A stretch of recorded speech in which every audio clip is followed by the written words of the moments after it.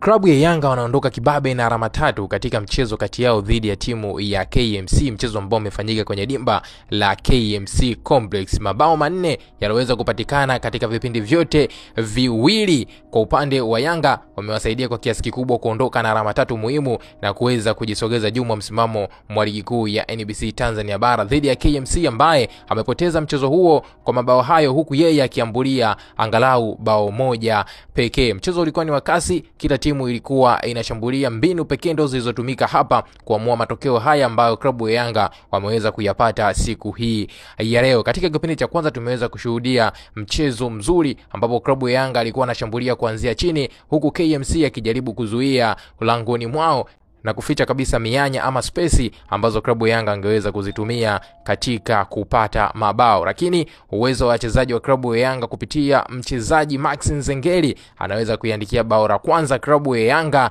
katika kipindi cha kwanza cha mchezo, pasi murwa ikitoka kwa mchezaji Pacome Zouzoua. Lakini kabla ya kwenda katika kipindi cha mapumziko, timu ya KMC waliweza kusawazisha bao hilo kupitia mchezaji wao Darweshi na kufanya kipindi cha kwanza mchezo utamatike kwa bao la kufungana 1-1. Lakini katika kipindi cha pili cha mchezo tumeshuhudia Yanga ambayo ilibadilika kwa kiasi kikubwa kuanzia mbinu na hata uchezaji, hivyo kuwasaidia kupata mabao mengine 3 kupitia wachezaji wawili tofauti. Bao la dakika 72 mchezaji Pacome Zouzoua ambaye ameweza kuiongezea kupitia shuti ambalo ameweza kulipiga kuelekea langoni mwa timu ya KMC limeweza kuwatoa kabisa mchezaji timu ya KMC kabla ya Andy Bobo Boyeri kuja kumaliza kabisa shughuli kupitia mabao yake mawili ambayo ameweza kuyafunga katika mchezo huu wapo na kufanya mchezo utamatike kwa Yanga kushinda kwa jumla ya ushindi wa bao 4-1 dhidi ya timu ya KMC na kukusanya alama zote 3 kibindoni na kujisogeza juu mwa msimamo